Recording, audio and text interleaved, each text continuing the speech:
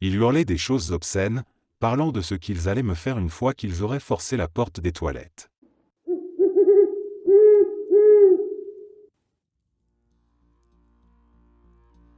J'avais 13 ans à l'époque, j'en ai 22 maintenant, et j'étais en vacances avec mes parents en Turquie.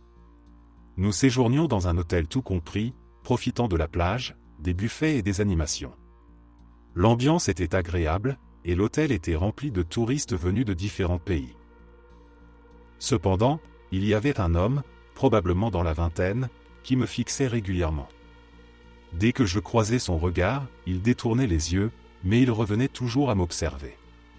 Cela me mettait mal à l'aise. Un jour, voulant briser ce comportement étrange, j'ai pris l'initiative de lui demander comment il allait. Grave erreur. À partir de ce moment-là, il semblait me suivre partout. Que ce soit à la piscine, près des buffets ou dans les jardins de l'hôtel, il était toujours là, à une certaine distance, à me surveiller. Il ne me parlait pas, il ne faisait rien d'explicite, mais sa simple présence constante et son regard insistant m'inquiétaient profondément. Je sentais instinctivement que je ne devais pas me retrouver seul avec lui. Heureusement, mes parents étaient vigilants et ne me laissaient jamais seul dans cet hôtel étranger. Cependant, une nuit, tout a failli basculer. Il y avait une soirée d'animation organisée par l'hôtel. Au bout d'un moment, je m'ennuyais et j'ai demandé à mes parents si je pouvais rentrer dans notre chambre. Ils étaient installés et m'ont donné leur accord. J'ai promis de les retrouver le lendemain matin et j'ai quitté la salle. Ce que je ne savais pas, c'est que l'homme m'avait vu partir et qu'il avait décidé de me suivre.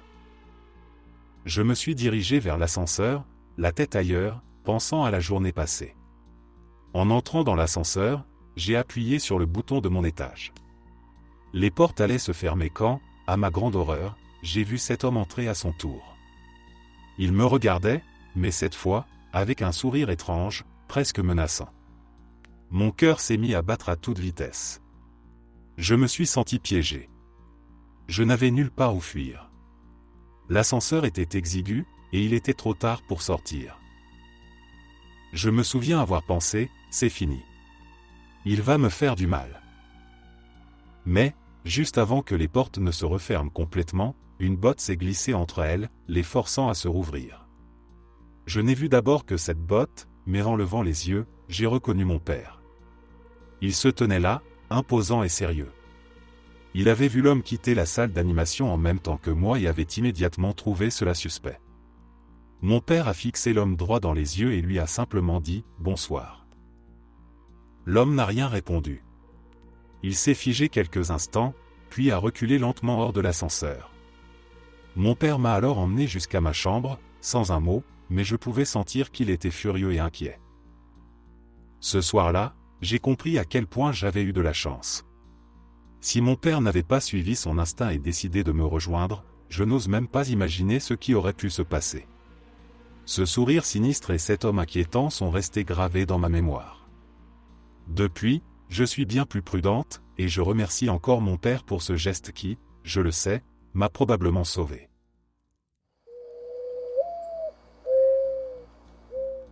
Je venais de passer une longue soirée à un événement sportif à la fac. L'ambiance avait été bonne, mais maintenant, il était tard, et je devais rentrer seul à pied. Ce n'était pas la première fois que je traversais le grand parking pour rejoindre mon appartement. Ce parking, le soir, se vidait complètement, devenant une zone de passage intimidante où des groupes d'hommes traînaient parfois, parlant fort ou chuchotant entre eux dans l'ombre. J'avais toujours fait attention, évitant le regard des gens, marchant vite et discrètement. Jusqu'à présent, rien de grave ne m'était arrivé, si ce n'est quelques remarques déplacées ou des compliments douteux lancés par des inconnus. Mais ce soir-là, c'était différent. Ce que j'ai vécu reste gravé dans mon esprit comme l'un des moments les plus terrifiants de ma vie. Alors que je m'engageais dans le parking, le silence pesant était seulement brisé par mes pas pressés sur l'asphalte. Au loin, j'ai remarqué un homme qui se levait lentement d'un coin sombre, ses yeux fixés sur moi. Une sueur froide a coulé le long de ma nuque, mais je me suis forcé à continuer à marcher, mon cœur battant de plus en plus vite. Quelques secondes plus tard, un autre homme a émergé d'un recoin, puis l'un autre. Très vite, je me suis rendu compte qu'ils étaient nombreux, une dizaine au moins, et qu'ils avançaient tous dans ma direction. Ils ne faisaient pas que marcher, ils accéléraient à mesure que j'accélérais. Leur voix résonnait dans l'espace vide, ricanant parfois, murmurant des choses que je ne comprenais pas mais qui me glaçaient le sang. Je savais que quelque chose de terrible était sur le point de se produire. J'ai crié à l'aide, ma voix tremblante d'effroi, mais il n'y avait personne. Le parking était un piège, ses murs gris et ses lampadaires vacillants renforçant ma sensation d'isolement. J'ai commencé à courir, mes jambes lourdes de panique, mais les hommes couraient aussi, leurs pas saccadés et bruyants se rapprochant de plus en plus. Ils riaient, comme s'ils jouaient à un jeu cruel. Pire encore, à la sortie du parking, d'autres silhouettes attendaient, bloquant toute issue. Ils m'avaient encerclé. Dans ma terreur, j'ai aperçu une zone de travaux. C'était ma seule chance. J'ai couru dans cette direction, les larmes brouillant ma vue, et j'ai trouvé une rangée de toilettes portables.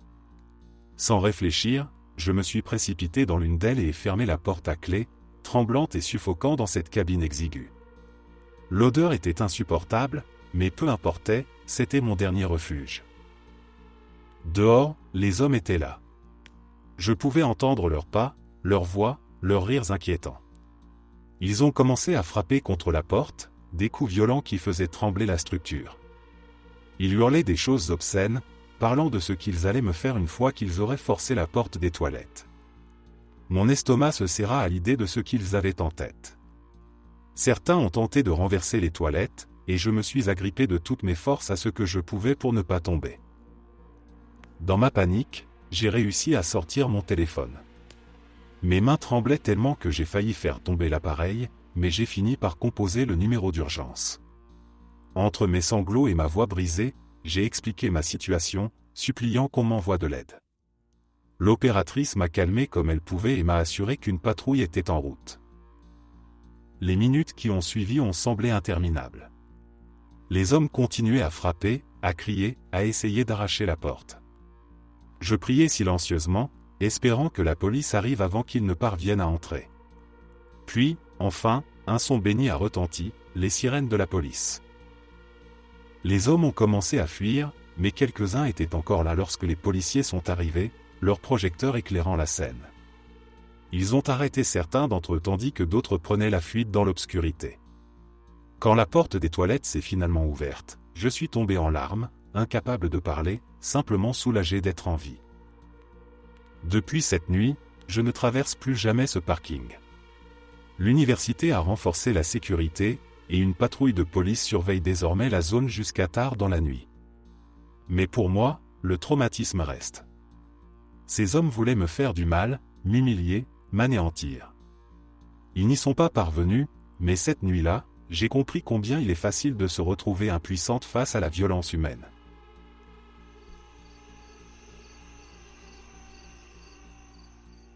Cela s'est passé quand j'avais environ 9 ans, j'en ai 25 aujourd'hui, et c'est une expérience que je n'oublierai jamais.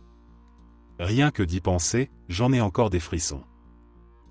Je vis dans une maison mitoyenne, regroupée avec 3 autres maisons, et chacun de mes voisins a son propre petit patio. Une petite route se trouve à environ 10 mètres de ma cour, où les gens passent pour leur promenade du dimanche, par exemple. Une simple clôture sépare mon patio de cette route. Mon quartier est assez densément peuplé, avec plusieurs maisons similaires aux nôtres, donc voir des gens marcher sur cette route est une chose ordinaire. Mais voir quelqu'un debout sur mon patio, ça ne l'est pas. À l'âge de 9 ans, je rentrais habituellement de l'école 1 heure avant que ma mère ne revienne du travail. L'école était à une 50aine de mètres de la maison, alors ma mère considérait que j'étais assez responsable pour rester seul à la maison pendant cette heure. Un jour, je suis rentré comme d'habitude. J'ai vérifié que la porte d'entrée était bien verrouillée et je me suis assuré que la porte arrière, qui donne sur le patio, l'était aussi. J'étais un peu anxieux à l'idée d'être seul, même en plein jour et pour si peu de temps. Ensuite, je me suis précipité dans ma chambre à l'étage pour jouer à la PlayStation avant que ma mère ne rentre et m'oblige à faire mes devoirs. Alors que je jouais, un bruit étrange est parvenu de l'extérieur, près de ma fenêtre. Ma chambre était située juste au-dessus du patio, avec vue sur la route dont je t'ai parlé. Le son ressemblait à celui d'un chat.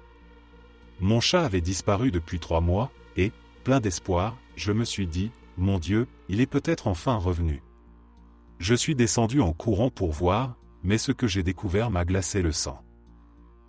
Un homme se tenait sur mon patio. Il était grand, avec des cheveux noirs qui lui couvraient à moitié les yeux, lui donnant un air sinistre, presque comme une version masculine du personnage du film Le Cercle. Il émettait des sons aigus, semblables à des miaulements. Une substance brune coulait de sa bouche, et je l'ai vu recracher des mégots de cigarettes de mon père qu'il mâchait, il mangeait littéralement dans le cendrier. J'étais pétrifié. Puis, comme si je me réveillais, j'ai poussé un cri si fort qu'il aurait dû m'entendre, mais il n'a pas réagi. Il continuait à manger les mégots. Terrifié, je suis remonté dans ma chambre, j'ai verrouillé la porte et j'ai appelé ma mère, qui a immédiatement contacté la police. J'étais allongé sur mon lit, tremblant de peur sous mes draps, tandis que j'entendais ces bruits aigus et étranges provenant du patio. Je ne me souviens plus très bien de ce qui s'est passé ensuite, mais la prochaine chose dont je me rappelle, c'est l'arrivée de la police, sur la route près de ma cour. Je les entendais parler à l'homme, disant des choses comme « Que faites-vous là ?» ou « Venez ici, sinon nous allons venir vous chercher. » Mais ils ne répondaient pas, ces sons aigus devenant de plus en plus intenses. Je me sentais en sécurité, alors j'ai osé regarder par la fenêtre. Je voyais 2 policiers près de ma clôture, un homme et une femme. Je ne voyais pas l'homme étrange parce qu'il se trouvait juste en dessous de moi, hors de mon champ de vision. Les policiers ont sauté la clôture, et là, un cri terrifiant a retenti. L'homme étrange a chargé la policière avec une telle force qu'il l'a mise KO. Sur le coup. Le policier masculin a alors utilisé un tasé, immobilisant l'homme au sol, mais il continuait à crier et à se débattre. Finalement, le policier a réussi à le menotter, mais non sans mal. Une fois la situation sous contrôle, le policier a réveillé sa collègue, visiblement blessée. Ils ont appelé des renforts et une ambulance. Voyant que je les observais par la fenêtre, le policier m'a lancé « J'espère que tu n'as pas vu tout ça. » Je n'ai pas pu répondre, je me suis mis à pleurer. À ce moment-là, les voisins, attirés par le bruit, ont commencé à sortir. Une dame âgée, qui habitait à côté, m'a fait descendre et s'est occupée de moi jusqu'au retour de ma mère. La police a emmené l'homme étrange dans leur voiture, mais ils nous ont promis de revenir pour expliquer ce qui s'était passé. Plus tard dans la soirée, un policier est revenu parler avec ma mère et moi. Il nous a expliqué que cet homme souffrait d'autisme sévère et s'était échappé d'un établissement spécialisé situé à environ 5 km de chez nous. Il nous a aussi révélé que cet homme avait vécu dans notre maison, 5 ans plus tôt, avant d'être contraint de partir après la mort de sa mère, sa seule tutrice. Il pensait probablement retrouver sa mère ici, dans ce qui avait été leur maison. J'étais encore effrayé, mais je demandais aux policiers de s'assurer qu'une telle chose ne se reproduise jamais. Il me promit que ce serait le cas. Avec le temps, ma vie a repris son cours. L'homme étrange ne revint pas. Du moins, pas avant 1 an.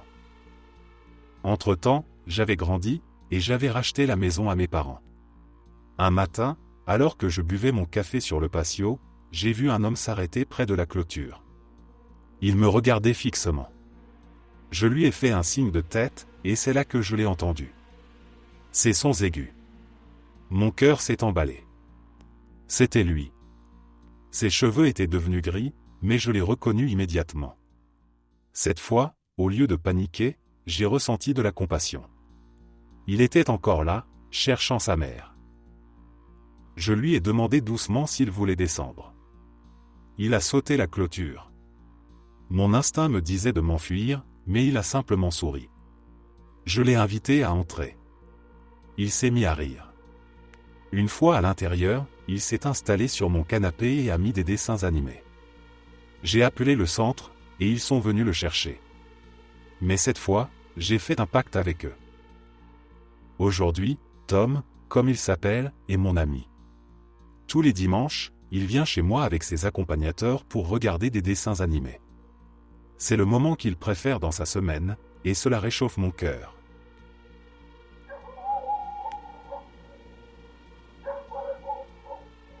Pour situer le contexte, cela s'est passé aux États-Unis, durant l'été 2012. Mon petit ami de longue date et moi venions tout juste de nous marier. Bien que nous étions des étudiants fauchés vivant dans un appartement minuscule, nous vivions une période formidable. Cet été-là, presque tous les week-ends, nous nous retrouvions avec nos amis au cinéma local, situé à quelques pas de notre appartement. Les places étaient très bon marché, et pour moins de 10 $, nous pouvions nous offrir une sortie agréable, ce qui convenait parfaitement à notre budget. Un jeudi soir, vers 22h30, j'ai reçu un appel de mes amis. Ils nous invitaient à la première de minuit du nouveau film Batman. J'étais épuisé après une journée de travail de 12 heures, et j'ai presque refusé, préférant me reposer. Mais je ne voulais pas manquer ce moment avec eux, d'autant plus que j'attendais ce film depuis longtemps. Après tout, qu'est-ce qu'une nuit un peu plus courte pourrait bien changer? Nous nous sommes donc retrouvés au cinéma. En entrant, nous avons croisé de grandes affiches en carton de Catwoman et Batman, et l'air était rempli de l'odeur familière du pop-corn. Nos places avaient été achetées à l'avance par l'un de nos amis, et nous avons été dirigés vers la salle 9. Cette salle était la plus grande du cinéma, prévue pour accueillir la foule des avant-premières. Si seulement j'avais su ce que je sais aujourd'hui. Parmi ces spectateurs enthousiastes se trouvait un tueur. Tandis que je traversais ce hall au tapis rouge et violet criard, je ne savais pas que je me dirigeais peut-être vers ma propre mort. Parfois, je me demande ce que j'aurais fait si j'avais su tirer l'alarme incendie, appeler la police, avertir tout le monde de fuir. Mais à ce moment-là, j'étais insouciante. J'ai poussé la porte de la salle 9 sans y réfléchir. La salle était déjà bondée. Nous avons finalement trouvé 5 sièges ensemble, à quelques rangées de l'endroit où les sièges commençaient à s'élever. Mon mari, Brock, s'est assis à l'extrémité. J'étais à côté de lui, suivi de notre amie Samantha, son petit ami Tommy, et un autre ami, Léo, qui occupait le siège côté allée. L'attente avant le début du film semblait interminable, mais l'ambiance était joyeuse. Lorsque les lumières se sont enfin éteintes et que le film a commencé, la salle a éclaté en applaudissements. Je me souviens de la scène où Ban détourne un avion, mais l'épuisement m'a rattrapé, et j'ai fini par fermer les yeux, m'assoupissant légèrement. Je n'ai vu que des bribes du début avant de rouvrir les yeux. Soudain, un bruit assourdissant a éclaté à gauche de la salle. Cela m'a fait sursauter. Une étrange odeur a envahi l'air, semblable à celle des feux d'artifice. Au départ, j'ai cru qu'il s'agissait d'une mauvaise blague. Puis j'ai vu une silhouette sombre près de l'écran. Des éclairs lumineux venaient de cette personne. Mon esprit s'est figé, je ne comprenais pas ce qui se passait. Brock a immédiatement compris. Il m'a attrapé et m'a plaqué au sol, me protégeant de son propre corps. Des coups de feu résonnaient dans la salle, les hurlements des spectateurs se mêlaient à la bande sonore du film, créant un chaos terrifiant. Je pouvais entendre les balles percer les murs et les sièges tout autour de nous. À un moment donné, des éclats de métal brûlant m'ont coupé les cheveux, et l'un d'eux m'a brûlé la main. Je regardais autour de moi, pétrifié. Léo était à moitié allongé dans l'allée, faute de place pour se cacher entièrement. L'eau de la bouteille de Samantha avait explosé, éclaboussant mon visage. L'air était chargé de fumée et de gaz lacrymogène, ce qui me faisait tousser et pleurer. Mais ce qui m'a le plus marqué, c'est cette odeur métallique, celle du sang. Quand les tirs se sont arrêtés un instant, Tommy a crié « Fuyons !» Nous avons couru vers la sortie d'urgence, tâtonnant dans l'obscurité pour trouver la poignée. Finalement, nous avons ouvert la porte, et la lumière extérieure nous a aveuglés. Alors que nous courions, je me suis rendu compte que mes jambes étaient trempées de sang. Mais ce n'était pas le mien. C'était celui de Brock. Brock avait été touché à la jambe, et sa blessure était grave. Son pied pendait mollement, presque détaché. Avec l'aide de Léo et d'un autre spectateur, il a réussi à sortir, mais il s'est effondré peu après. Une traînée de sang marquait notre chemin jusqu'à l'endroit où il s'était effondré. Je me suis agenouillé à ses côtés, utilisant ma chemise pour essayer d'arrêter l'hémorragie. Les secours sont arrivés rapidement, mais Brock a attendu presque 20 minutes avant d'être emmené. Il a perdu beaucoup de sang, et les médecins ont dû l'amputer de la jambe. Ce soir-là, 12 personnes ont perdu la vie, dont une petite fille assise à quelques sièges de nous. Je pense souvent à ce soir-là. À ce tueur, qui avait soigneusement planifié son attaque. Il était armé jusqu'aux dents et portait un équipement militaire complet. Il avait choisi ce cinéma et ce film, sachant que la salle serait bondée.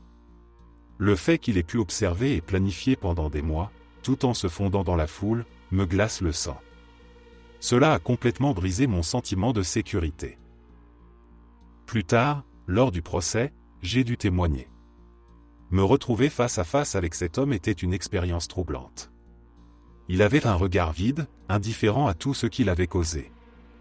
Aujourd'hui, il purge une peine de plus de 3000 ans de prison, et même cela ne semble pas suffisant pour ce qu'il a fait. À cet homme qui a tenté de me tuer, qui a volé des vies et brisé des familles, vous avez peut-être laissé des cicatrices, mais vous n'avez pas détruit ma vie. Nous survivons. Nous avançons. Et nous n'oublierons jamais.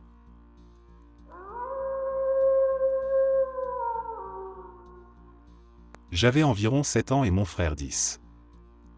Il était bien au-delà de notre heure de coucher lorsque notre mère s'est réveillée sur le canapé pour nous envoyer au lit. À l'époque, notre père travaillait dans la construction, souvent à l'extérieur de la ville. C'était donc presque toujours juste nous trois dans la maison pendant des semaines entières. En haut de l'escalier, il y avait la chambre de nos parents directement à droite.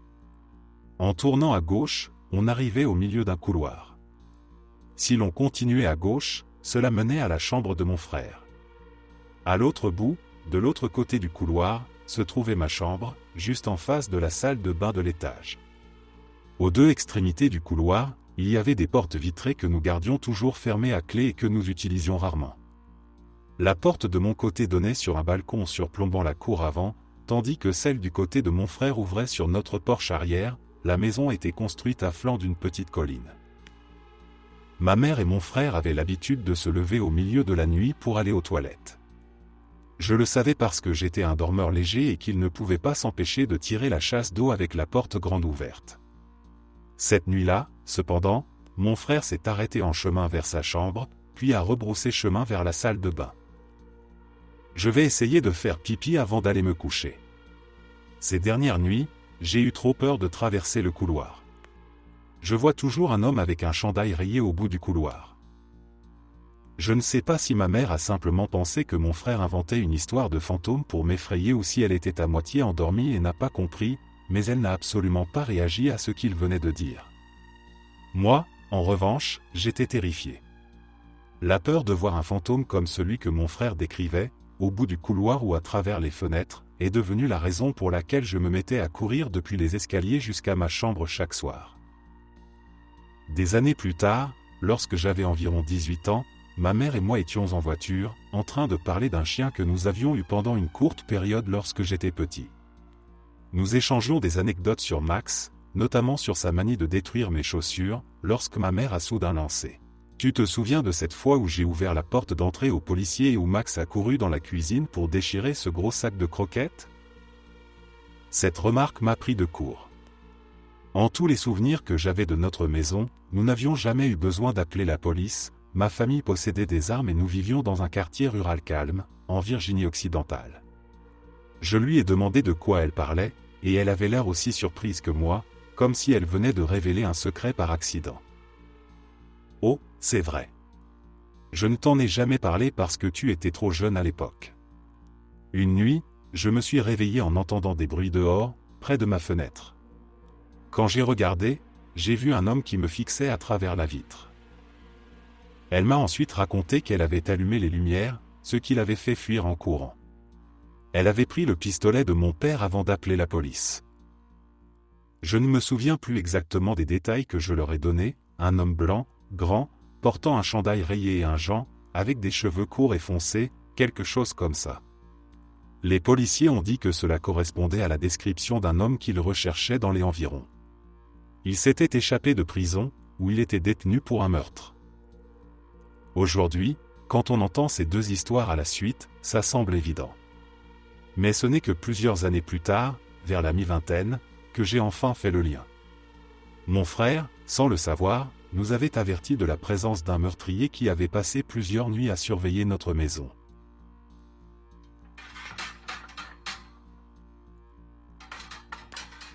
Deux éléments de contexte pour mieux comprendre cette histoire. Je vis à Tokyo et je prends quotidiennement ces trains fameux pour leur foule étouffante. Il existe dans ces trains une sorte d'accord tacite entre les passagers, tout le monde s'efforce de rendre l'expérience la moins pénible possible.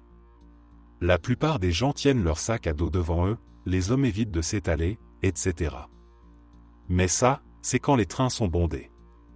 Environ 2 arrêts avant le mien, le train passe de mode boîte de sardines à on pourrait tous s'allonger sur les sièges et il resterait encore de la place. C'est généralement à ce moment-là que je peux m'asseoir. Je ne suis pas une femme japonaise. Et cela se voit très clairement, même quand je porte la chemise blanche et la jupe crayon de rigueur comme toutes les autres salariées. Le matin, je suis souvent la seule femme visiblement non japonaise dans mon wagon. Cela dit, malgré mon apparence, je parle couramment japonais. Un jour, alors que le train se vide, je m'assieds, mes écouteurs dans les oreilles, concentré sur un jeu mobile, prêt à profiter des 10 minutes assises que j'ai sur mon trajet d'1 heure. Je suis assise les jambes croisées, mais avec à peine une dizaine de personnes dans un wagon qui peut en contenir 50, et en contenait probablement 90 minutes plus tôt, je ne gêne absolument personne. Je suis dans ma bulle, quand soudain une main attrape mon genou nu, je porte une jupe. Je sursaute violemment, enlève mes écouteurs et lève les yeux vers le propriétaire de cette main. C'est un vieil homme japonais, mince, probablement dans la soixantaine. Il pointe mes jambes, puis les autres passagers du train, encore une fois, à peine 10 personnes dans tout le wagon. Avec un anglais approximatif, il me dit « Vous ne devez pas croiser les jambes ». Je suis tellement abasourdi que je commence à lui répondre en japonais « Le train n'est pas bondé en ce moment, je ne gêne personne », mais cette réponse ne lui plaît pas. Il tend de nouveau la main, visiblement pour décroiser mes jambes lui-même. N'appréciant pas cette initiative, je lâche mon « ne me touche pas » le plus fort possible sans crier. Heureusement, cela suffit à le dissuader, car une autre règle tacite dans ces trains est qu'il ne faut pas faire de scène. Malheureusement, une autre règle est de ne pas s'impliquer. Donc, malgré le fait qu'une femme vient de crier « ne me touchez pas », personne ne bouge. Étrangère ou pas, provoquer une confrontation publique reste mal vu, et les autres préfèrent regarder ailleurs. Si j'ai réussi à stopper tout contact physique, le vieil homme reste néanmoins debout directement devant moi, presque genou contre genou, me surplombant tout en répétant, inlassablement « Vous ne devez pas croiser les jambes ». Il a continué ainsi pendant au moins 5 minutes. Je n'ai pas bougé. Je n'ai pas cligné des yeux ni rompu le contact visuel. J'élaborais mentalement mes plans BAP pour sortir de ce train au prochain arrêt. Heureusement, il a fini par abandonner avant l'arrêt, secouant la tête et me traitant de salope impolie en japonais avant de s'éloigner. Je prends toujours le même train, mais je ne l'ai pas revu depuis. Hier soir, j'étais chez un camarade de classe pour travailler sur un projet de groupe qui doit être rendu demain. Je vis dans un appartement en ville, près de notre université, mais mon camarade habite chez ses parents, dans une maison située dans les collines à la périphérie de la ville. Pour y accéder, il faut emprunter une route étroite et relativement isolée sur environ 8 à 10 km. Nous avons commencé à travailler sur le projet vers 18 h, et j'ai traîné un peu après qu'on ait fini de bosser. Je suis donc parti assez tard, vers 23 h, et j'ai repris la route pour rentrer chez moi. Je ne m'étais pas rendu compte à quel point il serait difficile de naviguer sur cette route de nuit, il n'y avait aucun éclairage public, la route était mal entretenue et pleine de nids de poules. En plus de ça, je n'avais pas de réseau sur mon téléphone. J'ai donc dû rouler très lentement pour éviter de crever un pneu, surtout que j'avais déjà utilisé ma roue de secours il y a 2 semaines. Je pense que j'étais à environ 5 km de la maison quand, en tournant un virage serré, j'ai aperçu une camionnette avec une cabine à l'arrière, garée en travers de la route. Elle bloquait complètement le passage, et je ne pouvais pas la contourner à cause des fossés de chaque côté de la route. La seule option pour moi était de reculer jusqu'à un petit renfoncement que j'avais remarqué plus tôt pour pouvoir faire demi-tour. Au début, je n'arrivais pas à voir à l'intérieur de la cabine. J'ai alors allumé mes feux de route et j'ai vu un homme affalé sur le volant, comme s'il avait perdu connaissance après un accident. Immédiatement, quelque chose m'a paru louche. Le fait que la camionnette bloque la route de manière aussi pratique était un énorme signal d'alarme. J'avais déjà entendu des histoires de personnes simulant un accident pour piéger des conducteurs et les voler. Je me suis dit, hors de question, et j'ai décidé de retourner chez mon camarade pour lui expliquer la situation. J'ai mis la voiture en marche arrière et j'ai gardé un œil attentif sur le rétroviseur et sur la camionnette. Alors que j'approchais du renfoncement, mon cœur s'est arrêté pendant un instant. L'homme qui était affalé sur le volant était maintenant sorti du véhicule et avançait rapidement vers ma voiture. Derrière lui, plusieurs autres hommes sortaient de la cabine arrière et se dirigeaient également vers moi. Pris de panique, j'ai accéléré en marche arrière pour atteindre le renfoncement. En manœuvrant pour faire demi-tour, j'ai abîmé le dessous de ma voiture, mais je n'avais pas d'autre choix. Alors que je mettais la voiture en marche avant, l'homme était déjà à la porte passager et tirait violemment sur la poignée, qui, par chance, était verrouillée.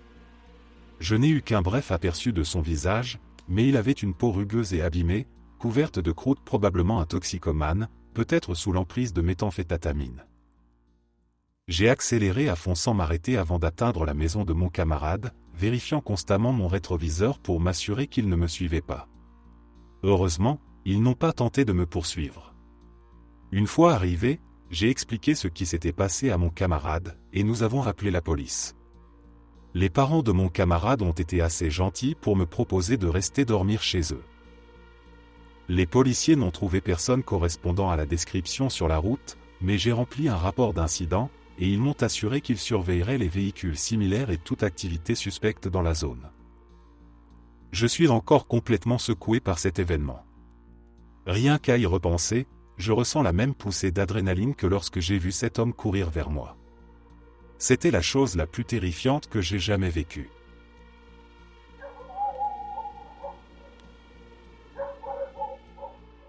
Je livre des pizzas, et ce soir-là, c'était une nuit particulièrement chargée. Non-stop entre les commandes, je n'avais même pas eu le temps de faire une pause pour aller aux toilettes. La chaleur accablante de cette vague de chaleur m'avait poussé à boire des litres d'eau toute la journée, et soudain, alors que je conduisais pour livrer une commande, l'envie d'uriner m'a frappé de plein fouet. Une de ces envies qui passent de rien à signaler à urgence absolue en une fraction de seconde. Heureusement, je n'étais pas loin de la maison du client, donc je pensais que cette livraison serait vite réglée. Ou du moins, c'est ce que je croyais. Quand je suis arrivé devant la maison, quelque chose m'a tout de suite semblé étrange. Toutes les lumières étaient éteintes, pas même la lueur d'une télévision. Ce qui rendait le tout encore plus sinistre, c'est que le lampadaire près de la porte était hors service. Ajoutez à cela le silence de la rue, aucun bruit, aucun mouvement. Le quartier est rempli d'étudiants, mais c'était l'été, donc pas grand monde à cette période de l'année. Pourtant, quelqu'un avait bien commandé une pizza.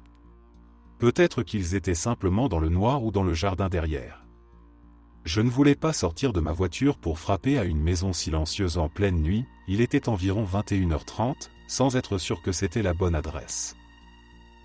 J'ai donc appelé le numéro que le client avait donné. Une voix essoufflée a répondu brusquement, « Oui ». Je me suis présenté, « Bonjour, c'est votre pizza devant chez vous, mais il ne semble y avoir personne ». La voix a répondu, toujours haletante, « Ah, je ne suis pas à la maison ». Ma patience, déjà mise à rude épreuve par ma vessie, a cédé. Je lui ai répondu un peu sèchement, « Eh bien, dans ce cas, on va devoir annuler la commande. Je suis arrivé à l'heure prévue, et vous deviez payer en espèces. Planifiez mieux la prochaine fois. » Je me suis immédiatement senti coupable de m'être emporté. La voix, que je distinguais mieux maintenant, appartenait à une jeune fille. Elle avait l'air bouleversée et ne devait pas avoir plus de 20 ou 25 ans. « Oh mon Dieu, je suis tellement désolée, » dit-elle, à bout de souffle. J'étais en train de courir pour rentrer chez moi. Je vous entends mieux maintenant, j'ai enlevé mes AirPods. Je suis vraiment désolé, j'ai perdu la notion du temps au travail. Je savais que vous veniez, c'est pour ça que je cours. Ne partez pas, s'il vous plaît. J'arrive dans 5 minutes. Touché par sa détresse, je me suis calmé. Pas de souci, c'est ma faute. Pas besoin de vous précipiter, je vous attends. Une fois l'appel terminé, je cherchais désespérément un endroit où me soulager. Mais les maisons étaient trop proches les unes des autres, et il n'y avait aucun coin discret. Mon espoir s'amenuisait, et l'urgence devenait insupportable. Finalement, j'ai décidé d'utiliser les buissons devant sa maison. Il faisait nuit noire, le lampadaire était cassé, et je pensais que personne ne pourrait me voir. Je me suis faufilé jusqu'au buisson le plus grand, près de l'entrée. Alors que je commençais à me soulager, un bruit étrange m'a alerté. Le son de mon urine ne semblait pas normal. Puis, soudain, j'ai entendu une voix grave crier « Mais qu'est-ce que tu fais ?» Un homme surgit des buissons et s'élança devant moi, essuyant ce qui semblait être mon urine sur lui. Je me suis figé, stupéfait. L'homme a couru à toute vitesse et a disparu dans la nuit. Mon cœur battait à tout rompre, et une pensée terrifiante a traversé mon esprit. Qu'est-ce qu'un homme faisait caché dans ces buissons, devant la maison d'une jeune femme, à cette heure de la nuit? En état de choc, j'ai illuminé les buissons avec la lampe de mon téléphone. Ce que j'ai découvert m'a glacé le sang, un sac. À l'intérieur, il y avait un couteau, un rouleau de ruban adhésif et un flacon de pilule. Mon instinct m'a alors crié une seule chose, fuis. Je me suis précipité vers ma voiture, et démarré en trombe et me suis éloigné aussi vite que possible. Une fois en sécurité dans le parking d'une pharmacie ouverte 24 heures, j'ai appelé la police. Pendant que j'étais en ligne avec eux, j'ai reçu un message de la cliente, « Je suis arrivé, mais je ne vous vois pas », j'ai immédiatement informé les policiers, suppliant qu'ils arrivent avant qu'elle n'entre dans la maison. Mais l'idée qu'elle puisse être en danger était insupportable. J'ai décidé de revenir pour la prévenir. Quand je l'ai vue arriver, insouciante, je l'ai appelée à ma voiture. Elle était confuse, mais quand je lui ai expliqué qu'un homme était caché dans ces buissons, elle a compris immédiatement. « C'est mon ex », murmura-t-elle. La police est arrivée peu après. Elle a donné sa déclaration et a été prise en charge par les agents. Heureusement, elle était saine et sauve, et je me suis juré de ne plus jamais sous-estimer les signes d'un danger potentiel. Depuis ce jour, je ne suis plus le même. Cette nuit m'a rappelé à quel point le monde peut être imprévisible et dangereux, même lors d'une simple livraison de pizza.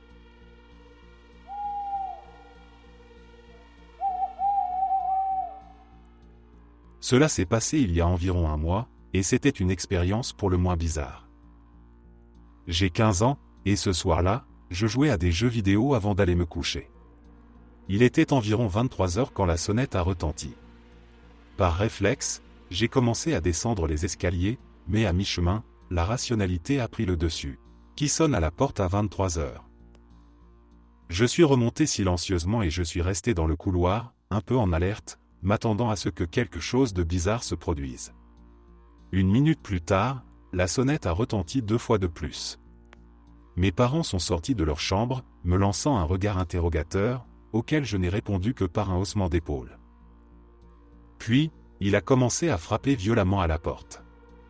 Ma mère a sursauté dès le premier coup, et mon père, bien que visiblement confus, n'avait pas l'air effrayé. Il a décidé de descendre pour regarder à travers le judas. C'était notre voisin. Mon père, hésitant, a ouvert la porte. Je pouvais entendre une légère tremblote dans sa voix. « Bonsoir, vous avez besoin de quelque chose ?»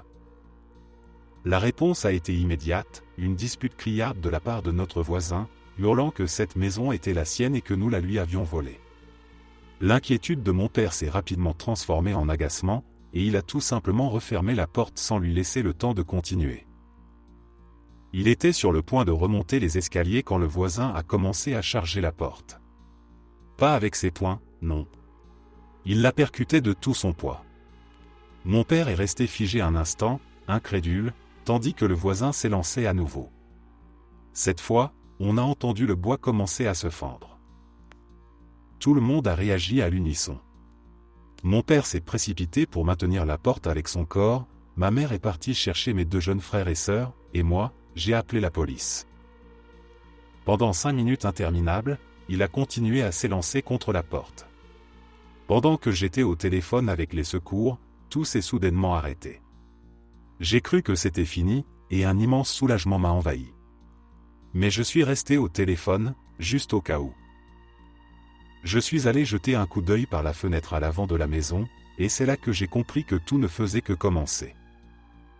Notre voisin était monté dans sa Jeep Wrangler et l'avait orienté droit vers notre maison. Au début, nous n'avions aucune idée de ce qu'il faisait. Puis il a accéléré brusquement, ses pneus crissant sur le bitume, avant de freiner violemment juste devant notre porte. Il essayait clairement de nous faire peur pour que nous quittions la maison. Toujours en ligne avec la police, je me suis éloigné de la fenêtre pour aller rassurer mes frères et sœurs, essayant de détendre l'atmosphère avec quelques blagues. Finalement, les policiers sont arrivés et ont procédé à l'arrestation de notre voisin. Le lendemain matin, je suis sorti pour aller à l'école, encore secoué par les événements de la veille. En sortant sur le perron, j'ai vu les marques de pneus qui menaient droit à notre porte d'entrée. Ce fou avait presque enfoncé notre porte avec sa voiture. Je n'ai vraiment plus envie de croiser cet homme de ma vie, mais le pire, c'est qu'il vit juste à côté de nous, à droite.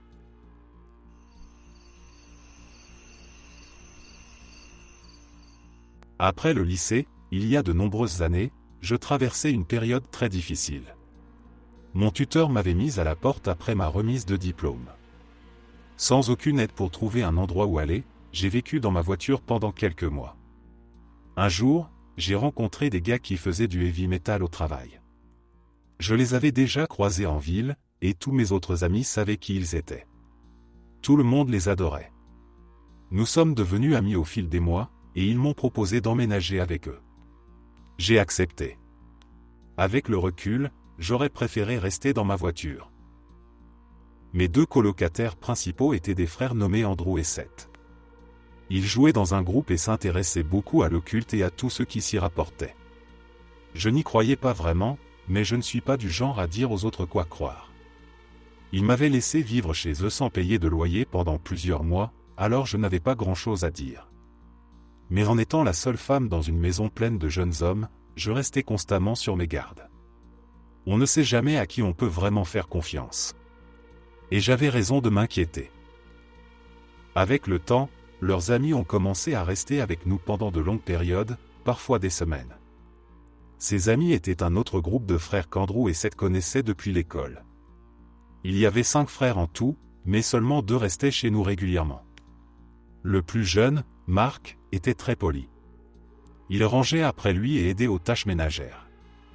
L'autre, Adam, avait une longue liste de problèmes mentaux. Il avait apparemment consommé de mauvaises drogues dans le passé, ce qui semblait avoir provoqué une sorte de psychose d'ordre religieux. Il avait même purgé une peine de prison pour avoir agressé une femme avec une Bible.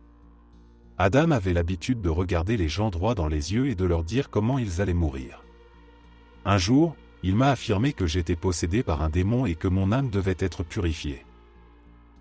Tout le monde dans la maison savait qu'il avait ses problèmes, mais c'était leur ami. Il voulait l'aider et lui donner un endroit où rester, sinon il se retrouverait à la rue. Mais après ce qu'il m'avait dit, je restais constamment sur mes gardes autour de lui. Et tout le monde aurait dû en faire autant. Un jour, je dormais quand mon téléphone a sonné. C'était mon patron, qui me demandait si je pouvais venir travailler 1 heure plus tôt. Il était à peine midi, je n'avais pas d'argent et rien de mieux à faire, alors j'ai accepté.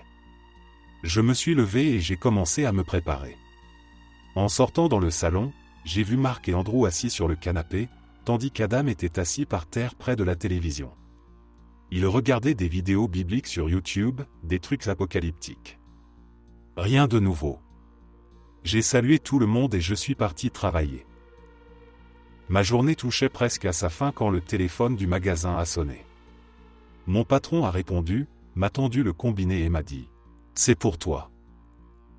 J'étais juste caissière, alors j'ai pensé que c'était un ami qui n'avait pas réussi à me joindre sur mon portable. J'ai répondu, et une voix masculine que je ne reconnaissais pas a dit « Bonjour, ici le détective Williams. Il s'est passé quelque chose chez vous aujourd'hui, et nous avons besoin que vous veniez au commissariat pour en parler. » J'ai quitté le travail immédiatement. Je pensais que l'un des frères avait été arrêté pour trafic de drogue ou quelque chose du genre. Mais j'avais tout faux. Arrivé au commissariat, un agent m'a escorté jusqu'à une petite pièce froide avec une caméra. Il m'a donné une bouteille d'eau et m'a laissé seul pendant environ 30 minutes. Mon esprit tournait à plein régime, essayant de deviner ce qui avait bien pu se passer. Quand il est revenu, il m'a informé qu'Adam avait poignardé et tué Andrew aux alentours de 13 heures.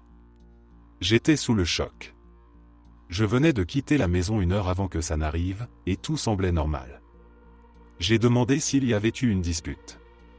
Le détective m'a répondu qu'il n'y avait eu aucune dispute, et que cela semblait être arrivé sans raison apparente. J'ai donné ma déposition à la police, puis je suis parti, sans savoir où aller, toujours en état de choc et de confusion totale.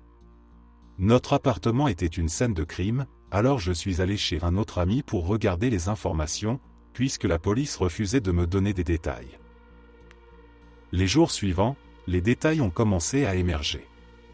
Adam n'avait pas poignardé Andrew une seule fois, ni 2 fois, mais plusieurs dizaines de fois, presque jusqu'à le décapiter. Après le meurtre, il avait couru dans la rue, l'arme du crime toujours à la main. Il avait appelé le 911 et avoué ce qu'il avait fait.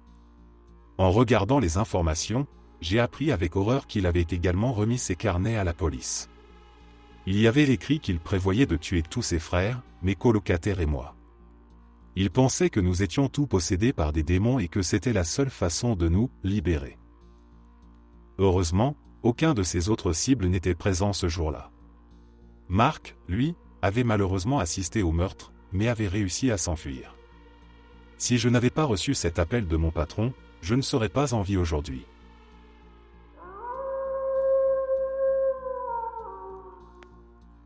Je vis dans une petite ville de Roumanie, avec environ 30 000 habitants. Être gay ici n'est pas exactement simple. Ce n'est pas aussi dangereux qu'en Russie, mais la tolérance est loin d'être répandue. Alors, comme beaucoup de gens dans ma situation, j'ai utilisé Grindr pour rencontrer des gars. Un jour, je tombe sur quelqu'un, 18 ans, d'après son profil. Il n'avait pas mis de photo de lui en image de profil, juste un dessin de rose. Ici, c'est trop risqué de s'exposer. La plupart des utilisateurs sont anonymes ou très discrets.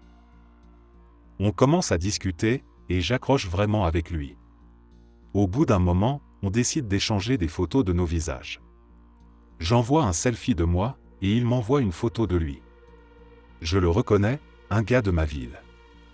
Il est mignon, vraiment.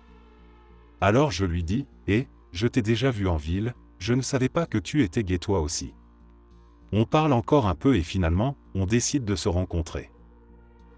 Ce jour-là, j'avais des courses à faire. Je devais passer chez le tailleur pour ajuster une chemise que je comptais porter au prochain enterrement de vie de jeune fille de ma cousine. On se donne donc rendez-vous devant le bâtiment où se trouve le tailleur.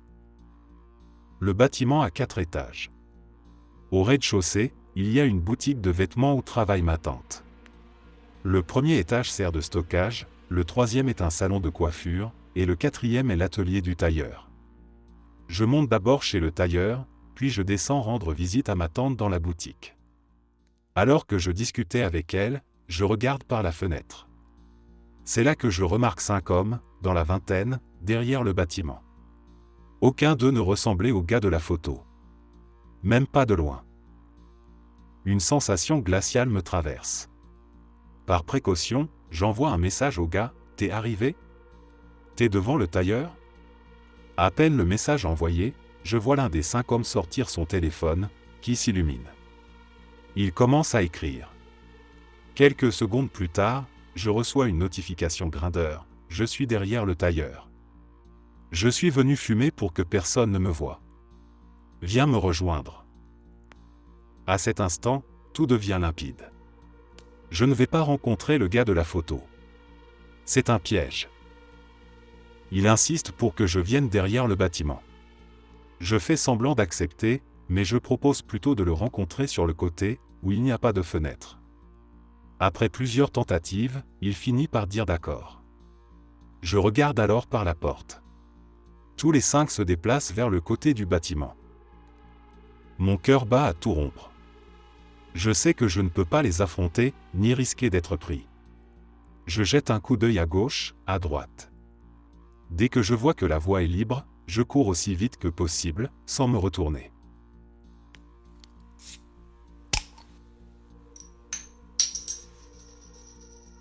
Un jour, quand j'étais encore à l'école primaire, je dirais en CE2 ou en CM1, ma mère m'a réveillé en panique. Elle avait dormi plus longtemps que prévu, et comme c'était toujours elle qui me réveillait le matin, cela signifiait que j'avais aussi trop dormi. Il n'y avait plus aucune chance que je sois prêt à temps pour attraper le bus scolaire. Si je me souviens bien, L'école commençait à 8h et le bus passait à 7h, mais il était déjà environ 6h40. J'étais encore en pyjama et je n'avais même pas pris mon petit déjeuner. Ma mère a donc décidé que ce jour-là, nous laisserions le chauffeur continuer sa route, et elle m'amènerait elle-même à l'école, ce qui me laisserait le temps de me préparer tranquillement. Je m'assois à la table de la salle à manger pour prendre mon petit déjeuner, toujours en pyjama. Il était environ 6h50 lorsque nous avons entendu le bus arriver, une dizaine de minutes plus tôt que d'habitude.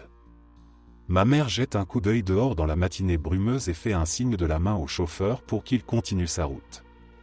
Elle referme la porte et revient à l'intérieur. Mais le bus ne repart pas. On frappe à la porte. Ma mère ouvre et se retrouve face à un homme en uniforme de chauffeur de bus. Il explique qu'il est un chauffeur remplaçant, car le chauffeur habituel a appelé pour signaler qu'il était malade. Il ajoute qu'il est un peu en avance parce qu'il ne connaît pas bien le trajet et voulait commencer plus tôt. Ma mère lui explique qu'elle va m'amener à l'école elle-même, car nous nous sommes réveillés tard. L'homme semble contrarié et insiste, disant qu'il peut attendre quelques minutes, car il est en avance sur son horaire.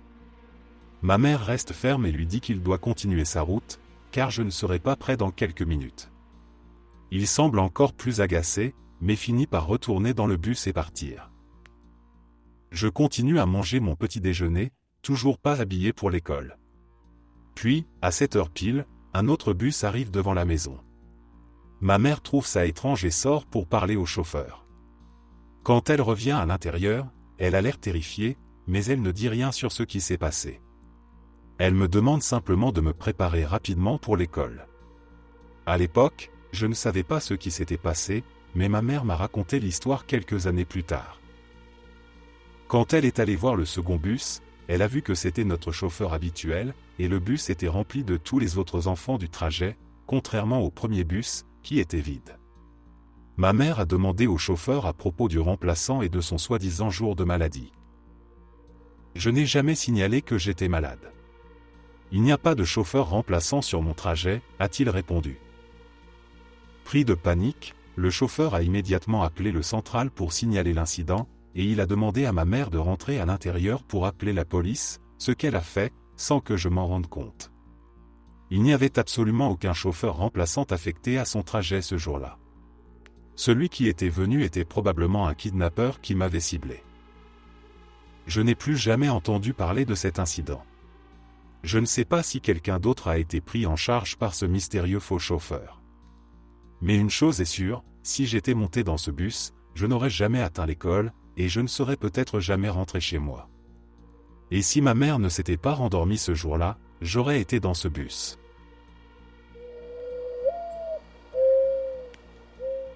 Une fois, je suis allé dans un bar avec un ami. Je venais tout juste d'avoir 21 ans, donc je n'avais pas encore beaucoup fréquenté ce genre d'endroit. Mon ami avait commencé à boire avant même qu'on arrive au bar, donc il était déjà bien éméché en arrivant. Quand on s'est installé au bar, une fille mignonne est venue nous parler. Elle s'est présentée sous le nom de Candice, et j'ai tout de suite remarqué ses cheveux d'un rouge éclatant. Ils étaient si brillants que je me suis dit qu'ils étaient forcément teints. C'était joli, mais peu naturel. Bref. Cette fille a commencé à flirter avec nous deux, mais je n'arrivais pas à savoir si elle s'intéressait à moi ou à mon ami. Elle pouvait clairement voir qu'il était déjà très saoul, et moi, pour jouer le jeu, j'ai fait semblant d'être un peu ivre aussi, pensant que ça marcherait mieux pour attirer son attention. Comme je ne savais pas si elle voulait juste qu'on lui offre des verres, je lui ai dit qu'on n'avait pas beaucoup d'argent. À ma grande surprise, c'est elle qui a proposé de nous payer des verres. Elle continuait à nous en offrir, et j'ai commencé à être un peu confus quant à ses intentions. Mon ami est allé aux toilettes. Peu après, il s'est fait expulser par les videurs parce qu'il était trop ivre. Candice et moi sommes sortis pour le retrouver, et elle a commencé à insister pour qu'il rentre chez elle avec elle. Mon ami était tellement saoul qu'il ne pouvait à peine répondre. Je lui ai dit qu'il était trop ivre pour aller n'importe où, et que je ne pouvais pas le laisser partir comme ça. Je ne voulais pas qu'il se réveille le lendemain dans une maison inconnue, sans voiture et sans souvenir de ce qui s'était passé. Candice n'arrêtait pas d'insister, affirmant qu'elle prendrait soin de lui, mais j'ai tenu bon, disant que je devais rester avec lui et que c'était ma responsabilité de m'assurer qu'il soit en sécurité. Finalement, elle a changé de cible et a commencé à flirter avec moi. Elle a proposé d'appeler un taxi pour mon amie et m'a demandé de venir chez elle, juste nous deux. J'étais légèrement ivre à ce moment-là et j'ai fini par accepter. Nous avons mis mon amie dans un taxi, puis nous sommes montés dans sa voiture. En chemin, elle a proposé de s'arrêter dans une épicerie pour acheter de l'alcool. Je ne voulais pas boire plus que ce que j'avais déjà consommé, mais elle insistait. Pour ne pas paraître ennuyeux, j'ai demandé une petite bouteille de liqueur avec du jus de pomme pour accompagner. Elle est revenue avec bien plus que ce que j'avais demandé. Pendant le trajet, elle me passait la bouteille sans cesse. Pour ne pas paraître suspect, j'ai simulé que je buvais en crachant discrètement l'alcool dans ma bouteille de jus de pomme, que j'ai ensuite jeté par la fenêtre. Elle semblait croire que j'étais complètement ivre, alors qu'en réalité, j'étais simplement un peu pompette. Arrivé chez elle, je commençais à me sentir mal à l'aise. Quelque chose me semblait étrange, mais je ne savais pas quoi. Je faisais semblant d'être plus ivre que je ne l'étais, trébuchant et jouant les idiots. Elle m'a aidé à entrer dans sa maison, à fermer la porte derrière nous, puis la verrouiller. Ça m'a semblé bizarre, mais je me suis dit qu'elle ne voulait peut-être pas être dérangée. Je lui ai dit que j'avais besoin d'aller aux toilettes. Une fois dans la salle de bain, je me suis regardé dans le miroir. Un malaise grandissait en moi, et je sentais que quelque chose n'allait pas. Pour me reprendre, j'ai vomi l'alcool que j'avais bu et bu de l'eau du robinet pour essayer de me désintoxiquer. Pendant ce temps, j'ai entendu Candice chuchoter. Il est complètement saoul. Il ne peut même pas tenir debout. C'est toi qui le fais. Elle parlait à quelqu'un d'autre. Mais qui? Et faire quoi? Je suis sorti de la salle de bain, et je l'ai vu marcher rapidement vers une autre pièce. Tout ce que j'ai vu, c'était l'arrière de sa tête, ses cheveux rouges éclatants disparaissant dans l'obscurité. Je l'ai appelée en titubant, « Et, où tu vas ?» Elle est revenue dans le salon et m'a dit, « Viens, on va dans ma chambre. » En m'approchant, j'ai remarqué quelque chose d'étrange. Son visage était différent. Ce n'était pas Candice. C'était une autre femme portant la même perruque rouge. Mon cœur s'est arrêté. Je n'ai rien laissé paraître et ai simplement souri, prétendant ne rien avoir remarqué. Je lui ai dit que j'avais besoin de retourner aux toilettes une dernière fois. Une fois dans la salle de bain, j'ai verrouillé la porte et entendu un murmure. Cette fois, c'était une voix masculine. Mon instinct m'a crié de sortir de là immédiatement. J'ai ouvert la fenêtre de la salle de bain, sauté dehors, et couru aussi vite que je le pouvais. Je n'ai pas regardé en arrière. J'ai traversé un jardin, escaladé une clôture, et couru jusqu'à une route principale où j'ai trouvé un magasin ouvert 24 heures. Là, j'ai appelé un taxi et suis rentré chez moi. En repensant à cette nuit, je me demande toujours ce qu'ils avaient prévu. Pourquoi mentir sur son nom? Pourquoi insister pour nous enivrer, mon ami et moi? Et surtout, pourquoi une autre femme portait-elle la même perruque? Qui était-il? Qui avait-il dans cette pièce où il voulait m'emmener? Je ne sais pas ce qui aurait pu arriver, mais je sais que je ne suis pas prêt d'oublier cette nuit.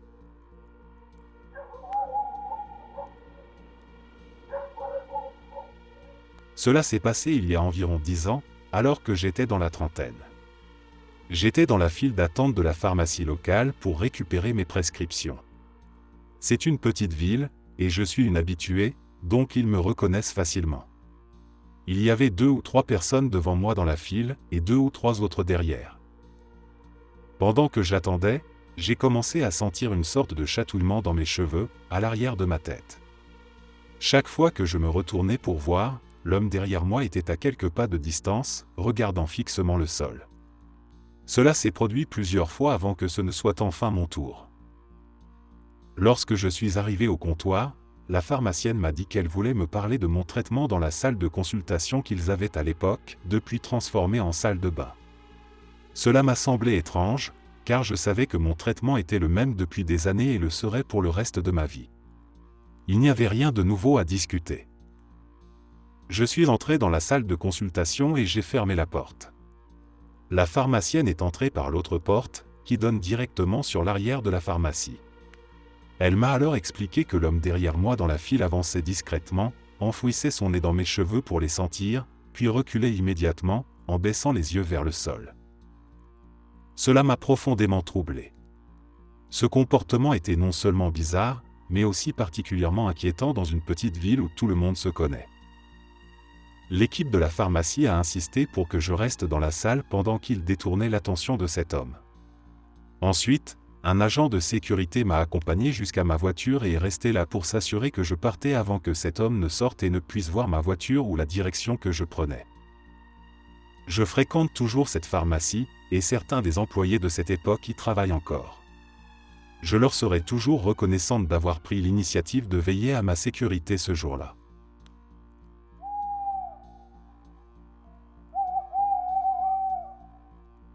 Cela s'est passé il y a environ 5 ans, alors que j'étais enceinte de 9 mois. Ce soir-là, je faisais des courses de Noël au centre commercial avec mes 2 filles, l'une âgée de 7 ans, l'autre de 15 ans. Nous vivions dans une ville réputée très sûre, avec un faible taux de criminalité. Après avoir terminé nos achats assez tard, les magasins commençant à fermer, nous avons décidé de dîner dans un resto rattaché au centre commercial. Nous avons fini de manger vers 22 heures, et nous sommes sortis par l'entrée du restaurant pour rejoindre le parking presque désert. Chargé de nos sacs de shopping, je me suis dirigé vers la voiture. Alors que je fouillais dans mon sac pour trouver mes clés, j'ai remarqué un homme d'une 50aine d'années s'approcher rapidement. Il avait les cheveux gris blancs en bataille, portait une chemise en flanelle délavée et un vieux gant.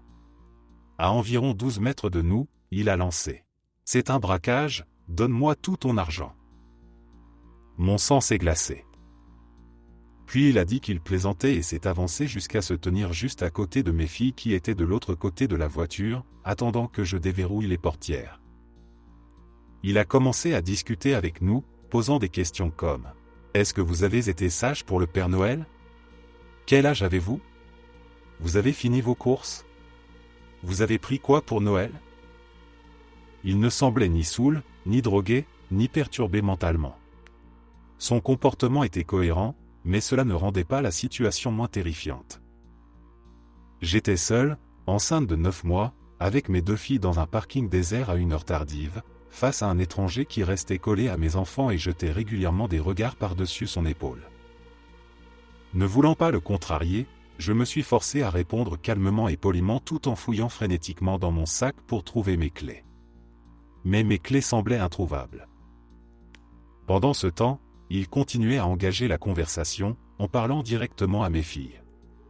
Je voyais que ma fille aînée était mal à l'aise, jetant des regards dans ma direction, essayant de lire mes réactions. Ma plus jeune, en revanche, complètement insouciante, participait joyeusement à la conversation, racontant ce qu'elle avait acheté pour son père ou posant des questions sur Minecraft. Je tentais de mettre fin à l'échange en disant des choses comme « Bon, c'était sympa de discuter, mais il faut qu'on rentre, les enfants doivent aller au lit. » Mais il ne bougeait pas. Pendant tout ce temps, je sentais une panique grandissante. J'avais cette horrible intuition qu'il attendait que je déverrouille la voiture pour agir. J'imaginais qu'il pourrait attraper l'une de mes filles et me forcer à coopérer en la menaçant. Finalement, après ce qui m'a semblé une éternité, il a dit « Ok, sympa de discuter avec vous. À plus », et il est parti dans la même direction d'où il était venu. C'est à ce moment-là, comme par miracle, que j'ai enfin trouvé mes clés. J'ai déverrouillé la voiture, dit à mes filles de monter rapidement, et nous sommes partis immédiatement. En rentrant, ma fille aînée a plaisanté. C'était bizarre, non, et a ri. Moi, j'étais soulagée, mais aussi confuse. Pourquoi quelqu'un de sain d'esprit penserait que c'est normal d'approcher une femme seule avec ses enfants dans un parking désert juste pour bavarder? Quand nous sommes arrivés à la maison, mon mari nous a accueillis et a demandé comment s'étaient passées nos courses. Ma fille a raconté l'histoire en riant, mais mon mari a pâli en l'écoutant. Il m'a alors expliqué ce qui, selon lui, venait de se passer.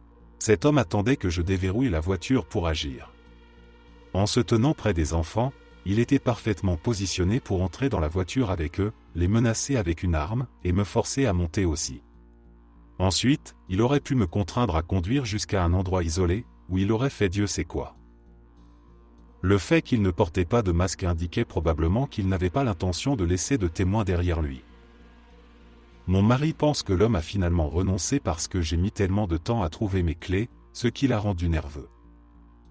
Je frissonne encore à l'idée de ce qui aurait pu arriver si j'avais trouvé mes clés immédiatement.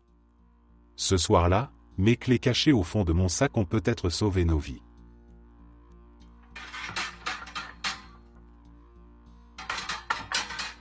Je suis né dans l'Ohio dans les années 70 et, avec mon ami d'enfance Joe, nous passions tout notre temps libre dehors. Joe vivait dans une ferme en bordure d'une grande forêt, et mes parents me déposaient là-bas le matin. On disparaissait dans les bois pour le week-end entier, ne refaisant surface que pour aller à l'école. On adorait jouer les trappeurs, construire des abris, fabriquer des pièges, tenter de faire du feu avec des bâtons. C'était notre univers. Quand nous sommes arrivés au lycée, on s'est pris d'une nouvelle idée, imiter le film Stand By Me. Dans ce film qui venait de sortir, des gamins marchent le long de rails pour une aventure hors du commun. Mais nous, au lieu de chercher un cadavre, nous voulions découvrir des ponts pour pêcher et camper près des rails. Bien sûr, on savait que c'était dangereux et probablement illégal, mais à cet âge, on s'en fichait. Ces escapades étaient incroyables. On trouvait des rivières magnifiques, des ponts isolés où personne ne venait. On pêchait, on se cachait des trains et, la nuit, on campait près des rails en allumant des feux discrets. Il ne nous est jamais rien arrivé de grave. Tout semblait parfait, presque irréel. On a recommencé plusieurs fois, toujours sans problème. Après le lycée, nos chemins ont divergé. Joe et moi avons quitté notre petite ville, mais on a toujours gardé contact. Chaque fois que nos emplois du temps concordaient, on essayait de se voir. Dans les années 90, un été, nous étions tous les deux de retour au même moment, pour une semaine. La journée, on voyait nos familles, et le soir, on buvait une bière ou discutait près d'un feu chez Joe, à se rappeler les souvenirs d'enfance. Une nuit, entre deux gorgées, la nostalgie nous a frappés. On s'est mis à parler de nos aventures sur les rails. À force de souvenirs et de rire, on s'est convaincu de revivre ça, une journée à marcher le long des rails, une nuit de camping, et retour à pied le lendemain. Le jour venu, ma femme nous a déposés à notre ancien point de départ. Elle trouvait l'idée ridicule et ne s'est pas privée de nous le dire. Quand elle est partie, Joe a proposé qu'on prenne une direction différente, juste pour changer. On connaissait bien la région et on avait une carte. Alors pourquoi pas ? La journée s'est bien déroulée, même si elle était teintée d'une douce mélancolie. On a trouvé un pont, fumé un joint, et continué notre route. Sans matériel de pêche, on s'était contenté de boîtes de conserve pour le repas. Avant que la nuit ne tombe, on a choisi un endroit pour camper, une clairière dense, entourée d'arbres, comme un tunnel naturel. On a installé nos hamacs mais, avant de se poser, on a voulu vérifier les environs, comme on le faisait avant, pour s'assurer de ne pas camper trop près de chez quelqu'un. En explorant à une centaine de mètres, on a aperçu une vieille bâtisse au bas d'une colline. Elle était à peine visible entre les arbres. Intrigué, on s'est approché. Ce n'était pas une cabane à sucre, comme on l'avait d'abord pensé, mais une vieille église abandonnée. Ses planches, noircies par le temps et la mousse, semblaient prêtes à s'effondrer. Une croix rongée par les intempéries trônait encore sur le toit. Les fenêtres étaient béantes et il n'y avait plus de porte. À l'intérieur, on distinguait des bancs délabrés et une estrade pour le prêtre. L'endroit était désert et silencieux. Mal à l'aise, on est vite remonté à notre campement. La colline qui nous séparait de l'église nous rassurait un peu, mais on ne pouvait s'empêcher de trouver l'endroit sinistre. La nuit est tombée. On parlait à voix basse dans nos hamacs quand un bruit étrange a attiré notre attention. Un chant. Lointain, venant de la direction de l'église. Curieux et un peu effrayé, on a grimpé silencieusement la colline. Là-bas, l'église brillait d'une lueur vacillante, des bougies. À l'intérieur, des ombres bougeaient. Les chants, mélodieux mais incompréhensibles, résonnaient comme un rituel. On est resté caché, observant de loin, figé par une fascination mêlée de peur. Puis les chants se sont interrompus, remplacés par une voix grave, puissante, qui résonnait dans la nuit. Elle parlait dans une langue inconnue, entrecoupée de réponses chantées par d'autres voix. Finalement, un long hurlement collectif a brisé le silence, devenant de plus en plus fort. Quand il s'est arrêté brusquement, le calme était encore plus angoissant. C'est à ce moment-là qu'on a vu les silhouettes sortir de l'église, en file indienne, se dirigeant vers la colline. Certaines tenaient des lampes torchées dont la lumière dansait de manière chaotique. La peur nous a submergés. On a attrapé nos affaires en vitesse et couru jusqu'au rail. Les lumières descendaient la colline derrière nous, s'agitant comme si elles cherchaient quelque chose. On a couru jusqu'à rejoindre une route et, à partir de là, marché jusqu'à une petite ville. On a trouvé une station-service ouverte toute la nuit et appelé ma femme pour qu'elle vienne nous chercher. On n'a jamais su qui étaient ces gens, ni ce qu'ils faisaient dans cette vieille église. Même aujourd'hui, je ne peux pas penser à cette nuit sans frissonner.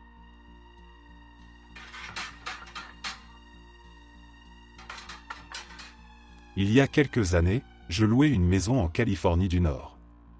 Le quartier était situé juste à l'extérieur des banlieues, offrant un équilibre parfait entre avoir de l'espace et avoir des voisins assez proches pour ne pas se sentir isolé. Il n'y avait pas de lampadaire dans la zone, donc la nuit était très sombre, surtout lorsque les nuages cachaient la lumière de la lune. Mais cela ne me dérangeait pas. Cela rendait ma petite maison encore plus charmante lors des nuits obscures. Un soir d'hiver, je suis rentré du travail. C'était une nuit nuageuse, et en arrivant, je ne voyais que ce que mes phares et la lumière de mon Porsche illuminaient. En sortant de ma voiture, une odeur de cigarette m'a frappé. C'était étrange, car je n'avais jamais senti ça autour de la maison auparavant. Je n'ai vu personne aux alentours, alors j'ai ignoré cette sensation et je suis entré chez moi. J'avais terminé un long service avec des heures supplémentaires et je me sentais épuisé. Bien qu'il n'était même pas 19 heures, j'ai décidé de prendre une douche et de me coucher. Je me suis réveillé plus tard, certain d'avoir entendu un bruit dans la maison. Au début, je n'étais pas inquiet, car un ami passait parfois utiliser ma douche en rentrant du travail, avant ses cours du soir. Je lui avais même donné une clé de secours pour qu'il puisse venir même si je n'étais pas là. Cependant, il me prévenait toujours par SMS, et je n'avais pas entendu mon téléphone vibrer ou sonner. Je me suis tourné vers ma table de chevet pour vérifier mon téléphone. La lumière vive de l'écran m'a ébloui. C'était avant que les téléphones aient des capteurs de lumière pour ajuster la luminosité, et cet écran était si lumineux que je pouvais m'en servir comme lampe torche. À travers mes yeux plissés, j'ai vu qu'il était 21h quelque chose, mais je ne pouvais pas dire si j'avais un message non lu ou non. J'ai posé mon téléphone et appelé le nom de mon ami. Quelques secondes de silence ont suivi, puis j'ai entendu des bruits de pas lourds retentir dans le rez-de-chaussée. Quelqu'un courait dans ma maison. Je me suis levé d'un bond et précipité vers le placard. Ils étaient déjà dans les escaliers quand j'ai ouvert la porte du placard et commencé à m'y cacher. La maison avait 3 pièces à l'étage, 2 chambres de chaque côté du couloir, la mienne et une chambre d'amis, et une salle de bain au fond. Les portes des chambres étaient fermées, mais celle de la salle de bain était entr'ouverte. J'ai entendu la personne courir dans le couloir, passer devant ma porte et entrer dans la salle de bain. Heureusement, cela m'a donné assez de temps pour ouvrir l'accès au grenier dans mon placard et m'y glisser. Je venais à peine de rentrer mes pieds dans le grenier que la porte de ma chambre s'est ouverte à la volée. Des pas lourds ont retenti dans la pièce, puis se sont arrêtés. Ne me voyant pas dans la chambre, ils sont repartis dans le couloir pour fouiller l'autre pièce, qui ne contenait que des cartons, des haltères et une table où je peignais des figurines miniatures. Apparemment, ils ont pensé que si je me cachais, ce serait dans ma chambre. Ils sont revenus, ont allumé la lumière et ont ouvert la porte du placard. Caché dans le grenier, juste à côté de l'ouverture, je pouvais voir leurs jambes, des genoux aux pieds. Ils portaient un jean sale avec des ourlets effilochés et des bottes de travail usées. Après quelques secondes à fouiller dans le placard, ils ont reculé. J'ai alors entendu un bruit fort, ils avaient retourné mon lit suivi d'un cri de frustration et de colère. Ce cri m'a glacé le sang. Il me rappelait terriblement mon beau-père, qui hurlait de la même manière lorsqu'il perdait son sang-froid. Ce dernier avait fini par être interné dans un hôpital psychiatrique en raison de troubles mentaux accompagnés de tendances violentes. L'intrus est redescendu au rez-de-chaussée, et j'ai entendu des bruits de fracas et de meubles renversés. J'ai attendu, recroquevillé dans le grenier. J'avais laissé mon téléphone en bas et je craignais qu'il ne m'entende si je redescendais. Après un moment, les bruits ont cessé. J'ai commencé à compter lentement. Quand je suis arrivé à 1000, j'ai estimé que c'était assez sûr pour descendre et appeler la police. En sortant du placard, j'ai vu que l'intrus avait retourné mon lit. Cela expliquait le bruit fort que j'avais entendu plus tôt. Je ne trouvais pas mon téléphone, alors j'ai utilisé le téléphone fixe près du lit pour appeler la police. J'ai attendu dans ma chambre jusqu'à ce que j'entende les agents appeler depuis le rez-de-chaussée. Le rez-de-chaussée était sens dessus-dessous, des chaises renversées, le canapé retourné, et tout ce qui se trouvait sur les étagères éparpillées au sol. Dans la cuisine, tous les placards avaient été ouverts, et les boîtes et conserves étaient éparpillées. À ma grande surprise, la seule chose qui manquait était un couteau du bloc en bois dans ma cuisine. Les policiers ont fouillé la maison et découvert que la porte latérale avait été forcée avec un pied de biche. Ils ont aussi trouvé des mégots de cigarettes le long de ma clôture, ainsi que du papier d'aluminium et un tube de stylo vide. Ils ont dit que ces objets sont souvent utilisés pour fumer de la méthamphétamine. Ils ont conclu que l'individu avait probablement surveillé ma maison pendant un moment. En repensant à l'odeur de cigarette à mon arrivée, j'ai compris qu'il était sûrement là, à m'observer, quand je suis rentré. Les policiers ont rassemblé les preuves et m'ont conseillé de passer la nuit chez des amis ou de la famille et de faire réparer la porte au plus vite. J'ai choisi de rester chez moi et de ne pas dormir. J'ai déplacé une étagère pour bloquer la porte cassée et passer les heures suivantes à nettoyer. Le lendemain, j'ai fait installer une nouvelle porte et des lumières à détecteur de mouvement autour de la maison. J'ai aussi fait passer une ligne téléphonique dans le grenier pour ne plus jamais être coincé sans moyen de communication. Rien d'autre n'est jamais arrivé pendant les 3 années où j'ai continué à vivre là. Une habitude que j'ai gardée, même après avoir déménagé, est de m'entraîner à me cacher rapidement et silencieusement, que ce soit dans un grenier ou un espace de rangement. Je préfère ne pas penser à ce qui aurait pu arriver si j'avais été un peu plus lent ou si l'intrus n'était pas allé d'abord dans la salle de bain au bout du couloir.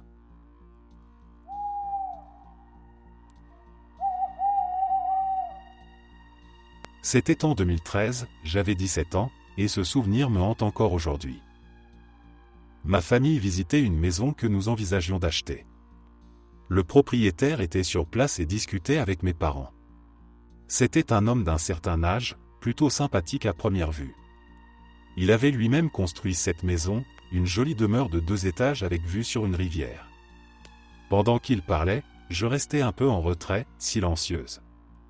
Je regardais distraitement, la tête baissée, comme si je consultais mon téléphone. À un moment, au milieu d'un éclat de rire, l'homme se détourna légèrement de mes parents. Son expression changea instantanément. Ce sourire chaleureux laissa place à un rictus sinistre, presque haineux, le genre d'expression qui vous glace sur place. C'était si soudain et si marqué que j'en eus un haut le cœur. Puis, tout aussi vite, il se retourna vers mes parents et son sourire bienveillant réapparut, comme si rien ne s'était passé. Je ne pense pas qu'il ait remarqué que je l'observais. Plus tard, j'en ai parlé à ma mère, qui a trouvé ça étrange mais a supposé qu'il pouvait juste être maladroit ou mal à l'aise. Nous avons fini par acheter la maison. Le week-end suivant, ma famille est partie à l'église, mais je ne me sentais pas d'humeur à y aller. Ils m'ont laissé seul à la maison ce dimanche matin. Vers 11h, alors que je traînais à l'étage, un bruit sourd a retenti à l'extérieur. Quelque chose frappait le côté de la maison avec force et rythme. J'étais de l'autre côté de la maison, au 2e étage, et sur le coup, j'ai pensé que c'était peut-être le vent, vu que la météo était orageuse ce jour-là. Le bruit a duré environ 5 minutes avant de s'arrêter. 10 minutes plus tard, j'ai entendu des bruits de pas au rez-de-chaussée. Puis des bruits de meubles qui bougent, des chaises, des placards de la cuisine qui s'ouvrent et même le frigo. Je me suis figé. Mon cœur battait à tout rompre. En panique, j'ai verrouillé ma porte, saisi ma batte de baseball et appelé le 911. J'ai expliqué à l'opératrice ce qui se passait et donné mon adresse. Pendant ce temps, j'ai aussi envoyé un message à ma mère pour lui dire qu'il y avait quelqu'un dans la maison et que la police était en route. L'opératrice m'a informé qu'une patrouille arriverait dans 10 minutes.